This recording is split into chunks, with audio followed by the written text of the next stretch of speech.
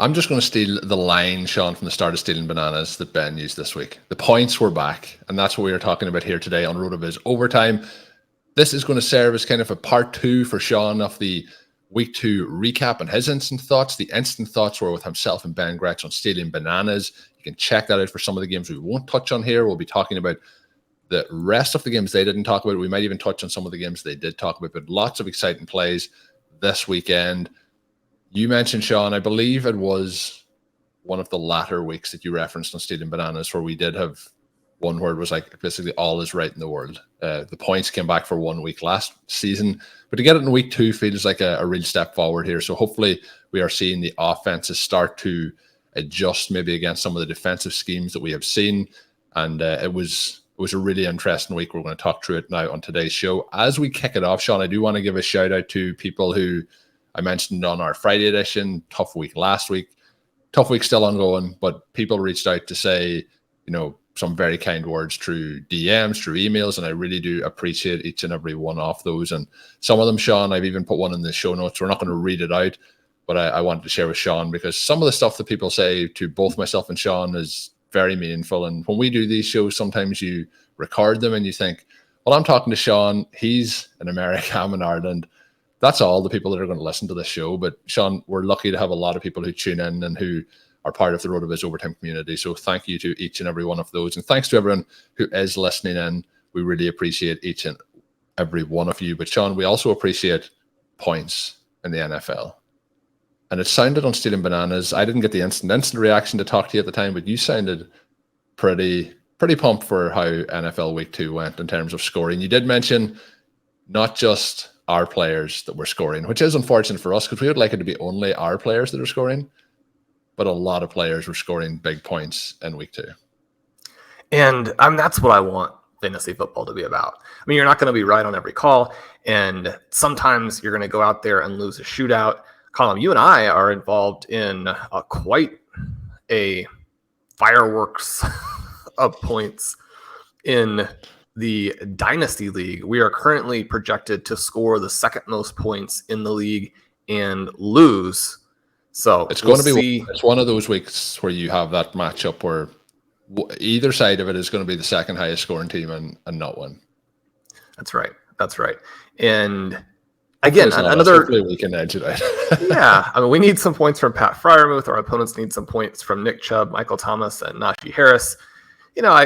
Famous last words, right? But I'm not that worried about Michael Thomas and Najee Harris. We'll see what they do. Maybe they. If people are watching this on YouTube, drop a note in the comments to tell us how that worked out for us.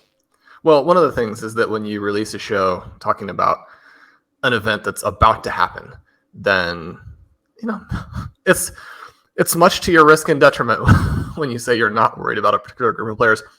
Nick Chubb, on the other hand, you do have to hope that Pittsburgh's defense is a little stouter than they were last week. Nick Chubb, someone who can do it all by himself.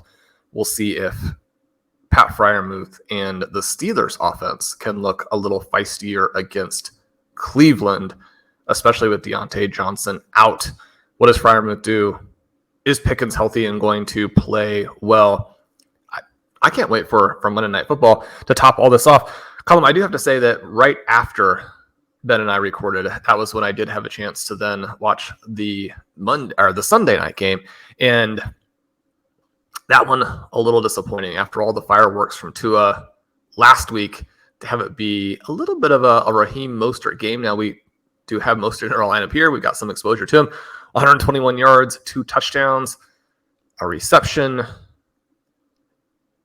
They look good, right? Because that New England pass defense, especially, but that New England defense is going to be a really tough matchup for folks. So New England now 0-2, but they've played probably 2 of the 5 best teams in the NFL and looked very competitive. And so I would expect them to still have a good season. I mean, this is a little bit of a tricky claim, in part because, we really like Mac Jones, and in part because he's now lost twice, and he hasn't put up crazy numbers despite having over 90 total attempts through 2 games. But, I mean, Colm, when you consider some of the context here, I thought he looked absolutely fantastic on Sunday Night Football. He gets 15 targets out to the combo of Devontae Parker and Hunter Henry. Devontae Parker looked pretty decent. It was frustrating that Kendrick Bourne takes a step back, only the 4 catches on the 9 targets. There were a couple of deep plays where Bourne couldn't quite get his feet down. But again, we're seeing a version of Mac Jones who throws with anticipation and accuracy. I thought he showed a little better arm strength on a couple of the deep passes in this game. You're getting a lot of aggressiveness from Bill O'Brien. You have another game here where Rhamondre Stevenson doesn't exactly break a lot of plays, but looks solid, has the advantage over Ezekiel Elliott that you do want to see. He catches 3 passes, he scores a touchdown. So from a fantasy perspective, you're okay. We do still think there'll be bigger games from Stevenson in the future. This was maybe the game I was hoping would shoot out a little bit more. You get Jalen Waddle with a drop that maybe that 5th catch would have been something that would have put some OT listeners over the top, as obviously we have a lot of Waddle, but he does more than double up Tyreek Hill in yardage in week 2. We're probably going to see some back and forth there. I mean, I think Tyreek Hill has a chance to finish as the number 1 player in fantasy, but for anybody who doesn't have a lot of exposure, the fact that the Patriots did have much more of a solution than we saw in week 1, I mean, that has to give you a little bit of encouragement, right? I mean, we're definitely not rooting for anybody to get hurt. We're not like dramatically rooting against any of the players, but certainly, you want to have a chance against Tyreek Hill teams. It looks like you'll probably have that. Again, the Dolphins overall look very, very good. Yeah, and this was a lower scoring week for Waddle and Hill, for example, but I think this is kind of the lower scoring weeks. I know Waddle didn't have a big week last week either, but 4 for 86 is not terrible. It's 12.5 points. We get Tyreek Hill 5 for 40 and 1 touchdown from his side. It is spread around. This felt a little bit from the Dolphins side of things like this was a game plan specifically for the New England Patriots in terms of like 30 pass attempts for Tua and 30 rush attempts then for the team as a whole. And we do get Mostert with 18 carries, 121 yards. He had that 43-yard touchdown, but he has 2 touchdowns in this one. I thought he looked like what we think Raheem Mostert is. He's athletic, he's very fast, he runs away from people. But we also had him kind of jump into extra work, I think, in this with the injury to Salvin Ahmed. We didn't really see a huge amount of Devin Achane either, which I thought would have been factored in a little bit more with that injury. But I think the Dolphins look pretty complete as a team. And anytime, even if the Patriots maybe aren't hitting the heights that they did with the Tom Brady, they are still a team that are very, very tough to beat. And anytime you come away with a win, particularly in Foxborough, I think you're doing a really, really nice job there. So they are 0-2, but I've been impressed with Mac Jones, Shawn. I think, there's going to be concerns again when you go from Tom Brady to another quarterback, but Mac Jones, I think, is taking a step forward this season. You mentioned the splits at the running back. We get 15 carries for Stevenson, 5 for Elliott. So maybe already we're moving into more work for Stevenson. I would like to see him get that little bit more work in the passing game as well, but we get no targets in this for Elliott either. We get the 3 targets going the way of Stevenson. I was surprised they didn't maybe integrate the running backs a little bit more in the passing game, but an interesting game all around. I think the Dolphins are legit, and even though we have a situation here where Tua doesn't put up huge numbers, disappointing night technically from a fantasy points perspective, I think the Dolphins are going to have huge weeks, and I think they're going to be in the mix come playoff time. Shawn, somebody who also has had, I guess not the way I'm going to jump into this, I was about to say I was going to go one direction, we're going to go a different direction. Somebody who had a tough week last week and who had another tough week this week, and that was Joe Burrow and the Cincinnati Bengals. He almost got them back in to a result here. They lose 27-24 to the Baltimore Ravens. Lamar Jackson, I think, looked pretty solid in this game. We get Gus Edwards, getting his rushing touchdown. He goes 10 for 62. Jackson, 54 yards on 12 attempts. Pretty balanced in the running game. And then we get Justice Hill mixed in as well, 11 for 41.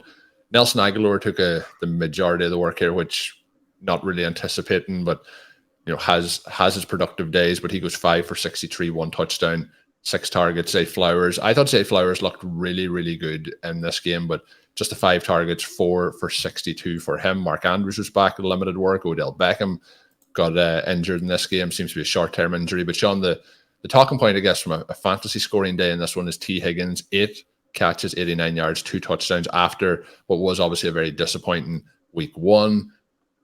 Ja'Marr Chase, though, Shawn, 8 targets, 5 receptions, 31 yards, which is obviously a concern going his way. And then nothing really happening in the running game for them. But Joe Burrow, 41 pass attempts, 27 completions for just 222 yards, 2 touchdowns, 1 interception. So we get Tee Higgins, Shawn, who made some spectacular plays here. Joe Burrow had 222 passing yards, but he had to work for all of those. And if he didn't have Tee Higgins and his 89 yards, I think we're in an even worse position. What do you think's happening here with Cincinnati so far?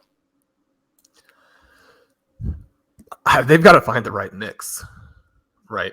You have a situation where through 2 weeks, Ja'Marr Chase is being targeted underneath and yet has still caught less than 60% of his targets. We're looking at week 2 here, and you again get the big air yard week for Higgins. So this is back-to-back weeks where he goes for 125 or more. This week, he actually caught some of the passes. He gets the 2 receiving touchdowns. He looks very difficult to cover from a size, athleticism perspective. Now, we know that he doesn't have elite speed or anything to that effect, but when you combine it with the size and then the fluidity with which he moves at that size and his ability to catch the ball away from his body, his ability to box out the defenders, it makes him a very difficult matchup. And really, you're looking to balance the other elements off of this. And I thought the thing that was very encouraging here in week 2 is that you do have the 6 catches for Tyler Boyd. You're using him to make some of this underneath element work. And yet when you are involved like that and only have 27 air yards for Boyd, that obviously a little bit of an issue, at least in that the other guy, Ja'Marr Chase, has to be involved further down the field. When you're looking at 2 weeks worth of information, and I mean, he's still sitting there at less than 7.5 air yards per attempt. That is going to be pretty problematic, especially when you still aren't completing the ball to him. You're not giving him a chance to use his signature after catch ability. He has 44 yards in that category through the first couple of weeks. They looked better here, but Colm, this would have still been a blowout if not for this punt return touchdown. Yeah. Took them a long time to get going. They do use Joe Mixon, and you could argue that it was relatively effective, right? He goes for 59 yards. He looks decent. He goes for 36 yards as a receiver. He looks decent there. But I mean, for this offense to work, you have to get the ball to Ja'Marr Chase. You have to get the ball to him deep. He's got to make plays. And one of the things that happened in this game is that it certainly wouldn't qualify as a drop, but he does have a catch in the corner of the end zone on a perfect path from Burrow, where the defender is all over him, is hugging him, throws him to the turf. He's not able to hold it as he goes to the ground there. You're just going to need some big plays from Chase to get going. And I mean, we've watched this over and over from the Bengals. We're not, I wouldn't say overly concerned, but certainly if Ja'Marr Chase was your first round pick, then, I mean, you're already operating at a huge deficit because outside of some situations like Cooper Kupp and Travis Kelce, I mean, the first round picks have scored. And even some guys like Austin Eckler, where weren't able to play in week 2, the amount they scored in week 1, and then knowing that you were going to get, the chance to put somebody else into your lineup in week 2, that's a huge difference from where we are right now with Chase. Just like we wouldn't say that Joe Burrow is done or having trouble or not going to be good. I mean, obviously he's not done. You're not going to say the same thing about Chase either. And yet we are already now in a situation where we can ask questions about how he's being used and how this scheme, how the play calling takes best advantage of his skill set, because I mean, we're quite a bit removed now from some of these games. And you think back to week 17 a couple years ago, where he's behind the defense, scores all those points against the Kansas City Chiefs. Week 2 brought us a lot of fireworks. It brought us some big plays. Every defense that you're playing is going to be a little bit different. Every defense is going to have different answers for that. We can't simply say, oh, people had big plays in week 2. You should have also, Bengals. What are you doing? But that is basically what we're going to have here, is that they have to be able to pass protect and to have play calls in the offense to get these guys behind defenders. When you think back to when Chase was a rookie and you're a month in and he's telling the coaches, look, you've got to get me a chance to get deep. When we shouldn't be a couple years later and back in that same situation where you've got to have some plays dialed up to get him the ball where he can really do damage, right? You don't want to get in the ball at the line of scrimmage or 5 yards down the field. It doesn't have to be a 50-yard pass, but he's got to be involved in plays that have some similar elements to what you're seeing from Tyreek Hill. That's the skill set. That's where he has to be delivered the ball. That's what the Bengals are going to have to do to pull out of this, because it's not going to be an easy path for them. And it's easy to say, well, we've watched this happen multiple times.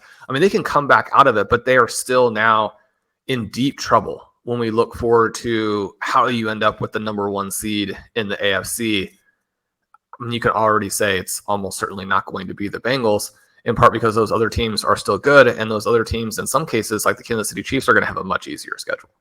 Yeah, and you touched on a lot of the parts there, and even going back to referencing where they were a couple of seasons ago. And I think one of the things that I would call out is when you're getting those yards from Joe Mixon and those pass attempts to Joe Mixon, I think that's something that the defenses are willingly going to give up when you have Tee Higgins and Jahmyr Chase, as the wide receivers. They're going to let Joe Burrow get those, 4.5 yards per carry, if that's going to lead them to winning the game at the end of it. The other part that you hit on is what other offenses are doing to, manufacture these opportunities, whether it's route combinations, whether it's just getting them the ball, in space. You mentioned behind the line of scrimmage and near the line of scrimmage.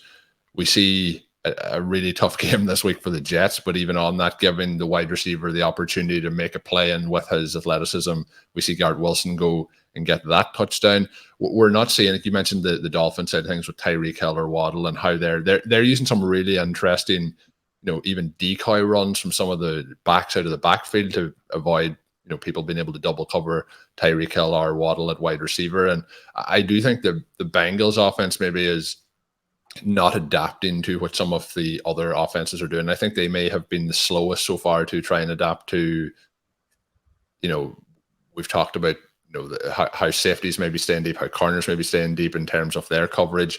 And I don't really feel like they are adapting that much to those changes. And I think that's what's causing a lot of their issues here, but we'll see what happens. And you also, with Jahmyr Chase, you get back into that part of the conversation about Tee Higgins and Jahmyr Chase and the splits, outside of, if you take out the games where Higgins has been active and not played, for example, they're pretty close in terms of who's the highest point scorer out of the two of those guys. So interesting to watch going forward, but it also leans into, the sample size and seeing what happens in week 3, where all of a sudden we get 100 yards and 2 touchdowns for Jahmyr Chase, and the conversation flips back in the opposite direction.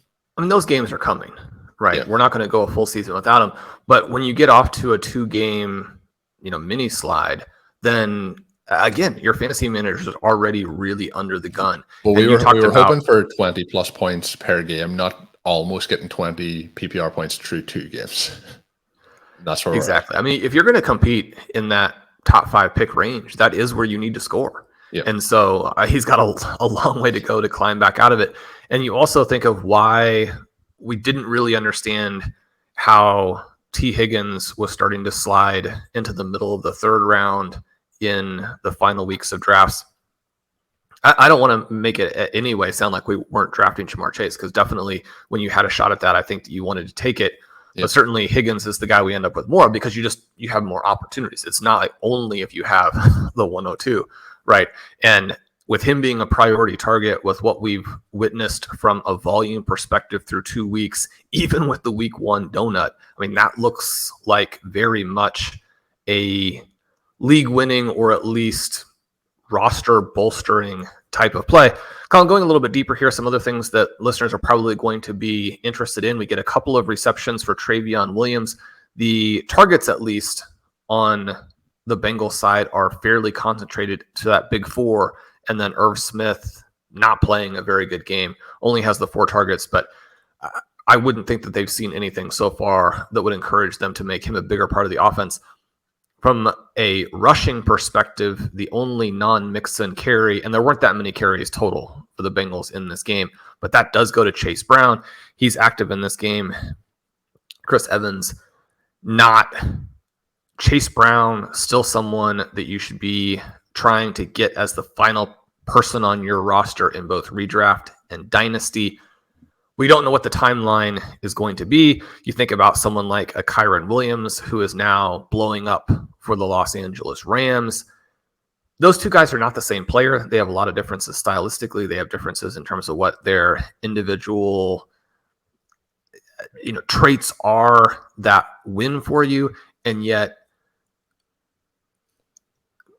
Brown is also coming, right? He's someone like Williams who was a very good college player, and as the younger guy will probably eventually be the person. Now, we've watched how the Bengals kind of soured on Mixon in last year's playoffs, not to the extent that the Rams have more or less been permanently soured on Akers. And I don't think that we're headed for an Akers-style divorce here with the Bengals by any stretch. And yet, the next guy along the line probably is Chase Brown, and we don't know when he's going to arrive. We don't know if it's going to be in week 1 or 2 in 2024, or if it's week 6, week 7 this season. Either way, you want to be prepared. Moving on, Shawn, to a game which had a lot of fireworks, 37-31. So we get the 68 points in the Seattle Seahawks versus Detroit Lions game. This game tends to deliver, Shawn, on a pretty regular basis when they've faced off. But we do get a situation where Jared Goff looks really good in this game, but does throw that interception. He was heading towards the most completions without an interception in NFL history, I believe, at one point. Wouldn't have probably got it in this game, may have got it next week, but he does throw the interception. Not only an interception, it is a pick 6, which really swung this game late on. And then we get the situation where Detroit do get a field goal to put it to overtime, but don't get the ball back then in overtime, as we see Tyler Lockett make it into the end zone on that one. So we get big days kind of for both quarterbacks. 328 yards for Geno Smith on 32 completions, 2 touchdowns going his way. Jared Goff gets 28 completions, 3 touchdowns, that 1 interception going his way. So both quarterbacks looking really good in this one. We get 2 touchdowns on the ground for Kenneth Walker, Shawn, but just the 43 yards.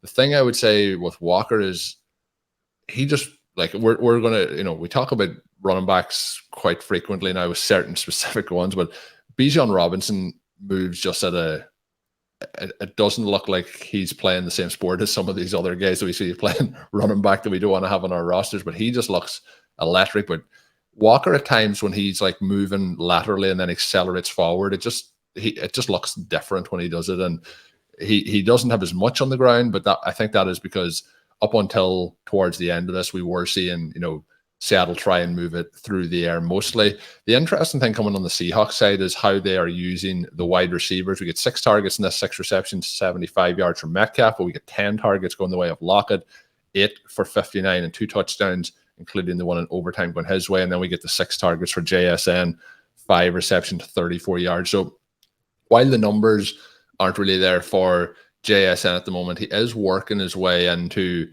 the wide receiver rotation here. And then through the 2 weeks in terms of the targets, we have Metcalf and Njigba getting 11 targets each, and then the 14 to Tyler Lockett. So it has been pretty level in terms of the target share through those weeks. And JSN's working his ways, plus 50% of the routes in this game. So moving into a more consistent part of the offense. On the other side, Shawn, Amon-Ra St. Brown goes over 100 yards. He gets to 102, but he does miss a number of plays in this where he's out, a little bit banged up, does come back in down the stretch, gets 7 targets, 6 receptions, 102.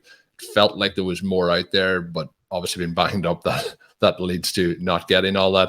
Josh Reynolds gets into the end zone twice, 5 for 66. LaPorta gets 5 for 63. I think hasn't, have a massive day in any of these first 2 weeks, but the way he has been used so far, Shawn, very encouraging, kind of what we were hoping to see in those early points off the season. Then Khalif Raymond gets in as well. Montgomery picks up an injury in this. unfortunate for him. Seems like he'll be out a few weeks. He had 67 rushing yards and a touchdown at that particular point. But that opens up a door now, Shawn, for Jahmyr Gibbs, who just had 17 rushing yards on 7 attempts, but he did start to get the work in the air. 9 targets, led the team in targets, 7 receptions, but the 39 yards. But if we do see Montgomery miss a couple of games, this could be the real coming out party for Jahmyr Gibbs. Both these teams, I think, we're going to see a lot of fantasy points throughout the season. And this was very encouraging, I think, for the Seahawks after how they really fell away in that game last week against the LA Rams. And if you think about the Rams 49ers game, the Seahawks have to be a little bit concerned that 2 of the best teams in the NFL are in the same division with them, and that's going to cause problems for them.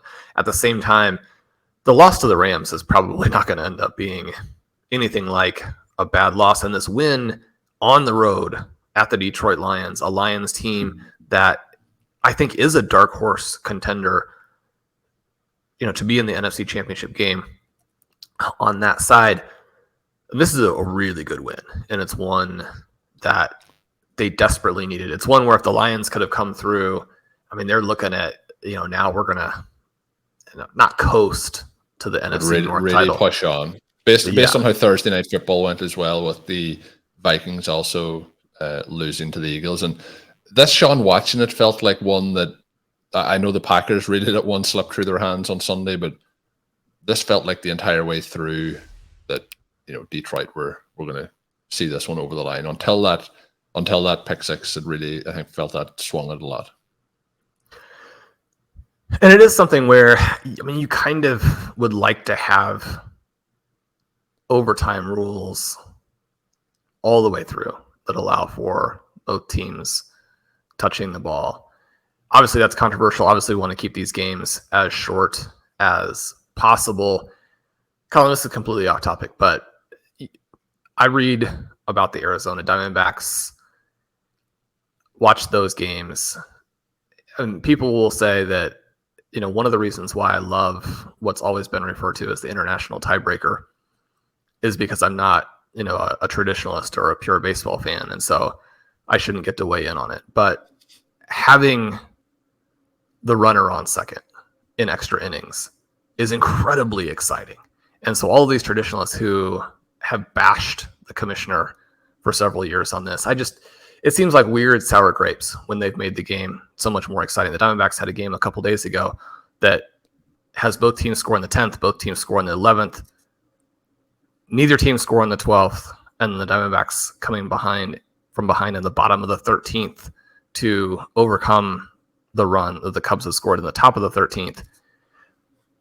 The way that Major League Baseball has it set up currently, you've shortened the games and eliminated, for the most part, these situations where teams have to play so many extra innings and blow up their bullpens for multiple games going forward, increasing...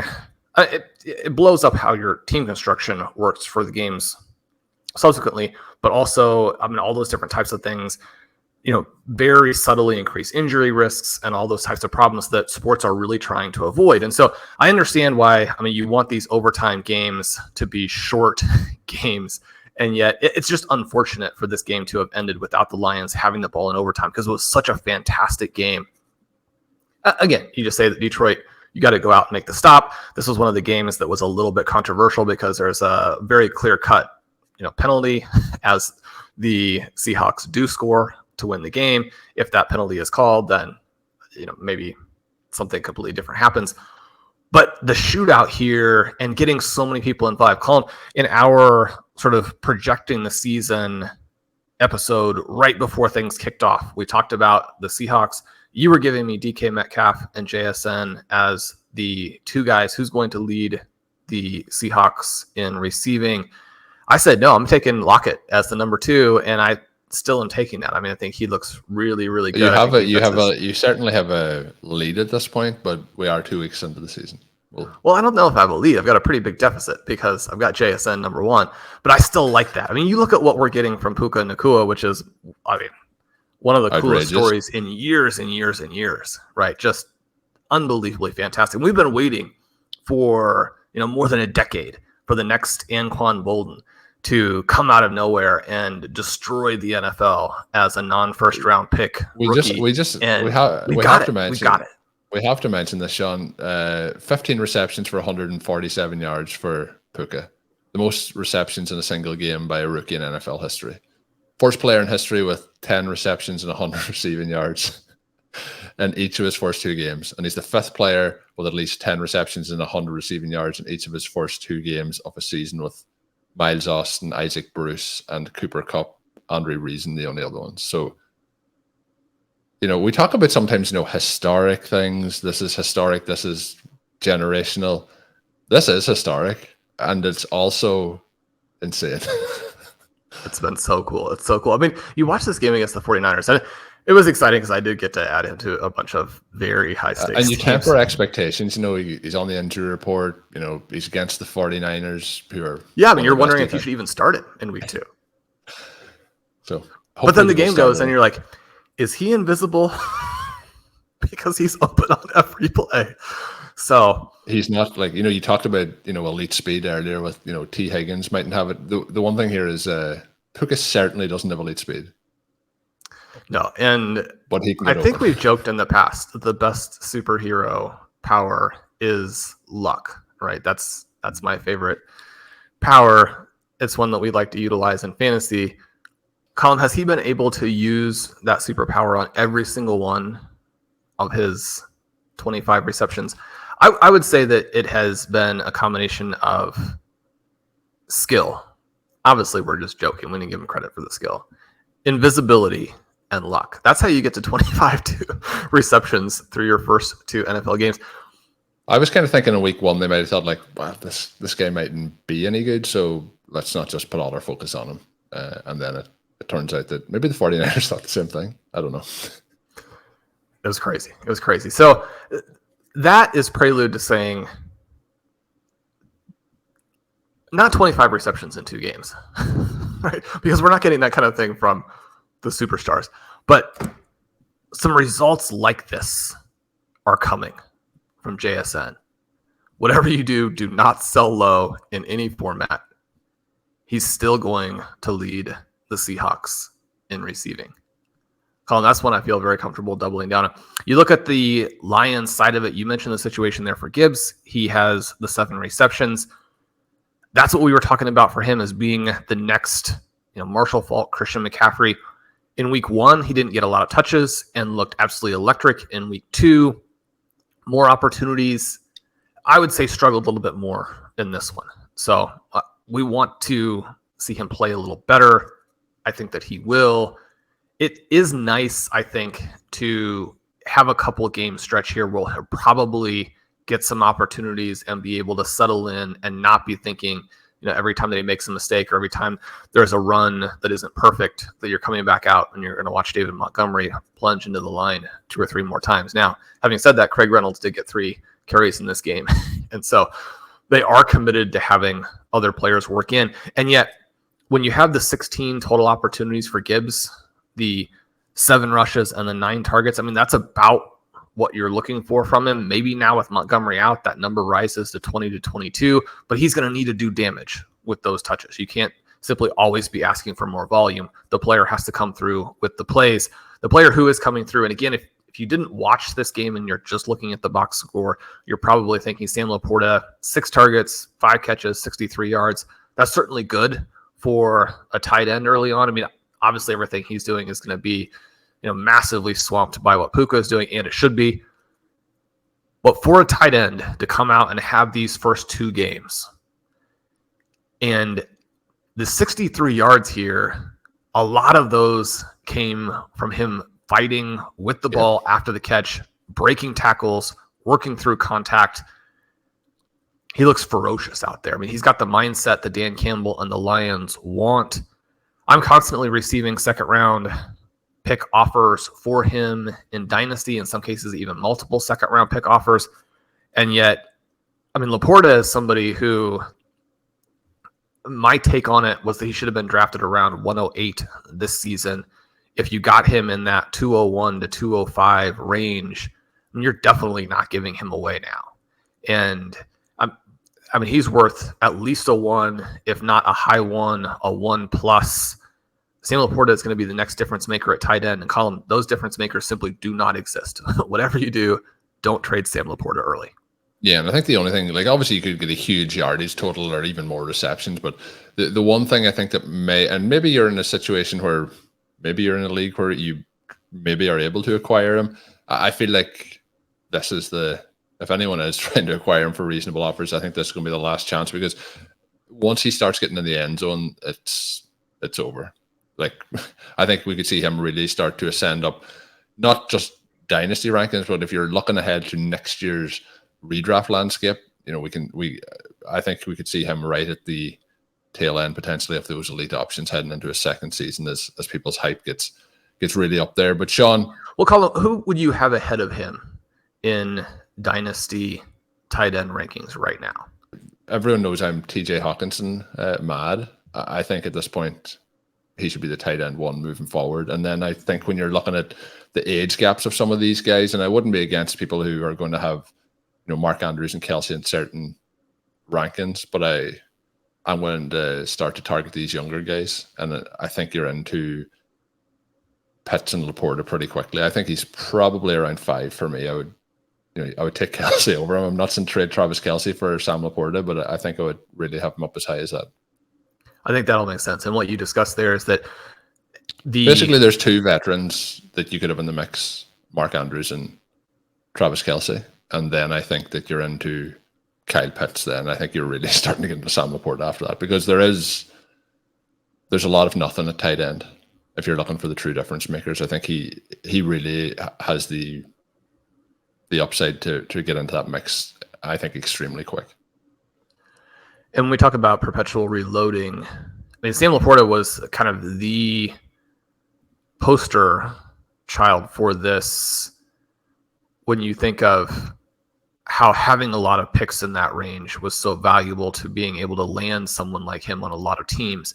But also when we think about that, is if you get a team that has enough overall depth, then you also have the ability to bring in a Travis Kelsey or a Mark Andrews and simply ride them to 0, not ever really worried about trading them, but taking the points and winning your dynasty leagues as you go through, which mostly you're not going to want to do with old players. But with tight end being so impossible to address with other guys, Kelsey and Andrews still make a lot of sense there. If we were looking at tight end from the same perspective that we look at other positions, I think that you could already make a case for Sam La Porta as the number 1. Because so it's not a case that I'm over optimistic. No, I don't think so, because the context is not great for Kyle Pitts, and the other difference makers outside of maybe a TJ Hawkinson are old, and they're probably still going to have good seasons. I think with Mark Andrews, obviously you have that gap between his age and Kelsey's age, where if things go well, then he scores at an extremely high level all the way through that gap, and you're very happy with it. That's probably a little optimistic if you're hoping to get that type of production all the way into the mid-30s. Right now through 2 weeks, we obviously have some questions about George Kittle and how he's going to score. Sam La Porta is going to score for a long time. And Jared Goff probably not going to be the quarterback that you're getting the Travis Kelsey production with. And yet, I mean, this offense looks very competent. You play all these games in the dome. You play a lot of games against relatively weak opponents. The near-term outlook is very encouraging for him to be able to ascend and to create that rise to where maybe you run into some problems a couple of years from now and you're saying, well, that's kind of the time period I'm really targeting for La Porta, the one where he's a high-end tight end 1. So maybe we've got a little bit of a mix of likely future contexts, but the fact that these next couple of years look so promising, and La Porta already, I think, going to be an impact tight end, certainly in tight end premium in 2023 as a rookie. So we are hyped. We are excited for La Porta. When I'm saying, am I over enthusiastic? I think there's people who are listening that will know. And I'm always interested. Some people will stumble upon the RotoViz Overtime podcast maybe for the first time ever today as they're listening to this. And I do think if you're not in the RotoViz community side of things, Shawn, I do think that people may think that that's an outlandish ranking, but I think it's where it should be. But we are going to leave it there for this episode. We are going to be back for a Wednesday edition of RotoViz Overtime. Make sure you are subscribed. If you are here for the first time ever, welcome. Make sure you hit that subscribe button, come back and watch each and every show. Listen to each and every show in your favorite podcast app. Drop us a written review. We would really appreciate that. My name is Colm Kelly. You can follow me on Twitter at Overtime Ireland. My co-host is Shawn Siegele. Check out all of Shawn's work up on rotoviz.com. And until we are back, have a good one.